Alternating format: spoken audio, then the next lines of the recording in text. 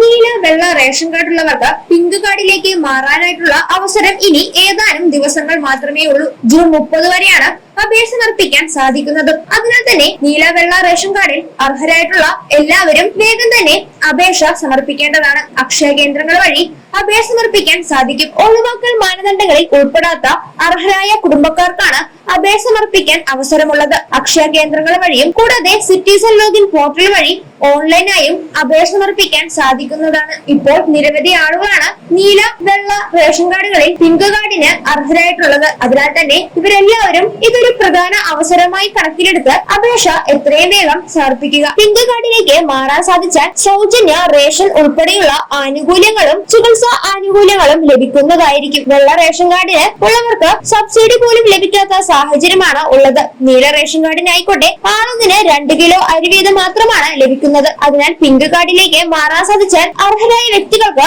അതൊരു ആശ്വാസമായിരിക്കും. റേഷൻ കാർഡിലുള്ള ആർക്കും സർക്കാർ ജോലിയോ അർദ്ധ സർക്കാർ ജോലിയോ പാടില്ല. കൂടാതെ സർവീസ് പെൻഷൻ വാങ്ങുന്ന വ്യക്തികൾക്കും ഇതിലേക്ക് അപേക്ഷ സമർപ്പിക്കാൻ സാധിക്കുന്നതല്ല. വീടിന്റെ വിസ്തീർണം 1000 സ്ക്വയർ ഫീറ്റിൽ മുകളിലാണെങ്കിലും പിങ്ക് കാർഡിലേക്ക് അപേക്ഷ സമർപ്പിക്കാൻ സാധിക്കുകയില്ല. ഒരു വ്യക്തിക്ക് 25,000 രൂപയ്ക്ക് മുകളിലോ ആദായ നികുതി അടയ്ക്കുന്നവരോ ആണെങ്കിൽ പിങ്ക് കാർഡിലേക്ക് അപേക്ഷ സമർപ്പിക്കാൻ സാധിക്കില്ല. ഇതുമായി ബന്ധപ്പെട്ട കൂടുതൽ വിശദാംശങ്ങൾ ശരിയായ രീതിയിൽ തന്നെ മനസ്സിലാക്കുക.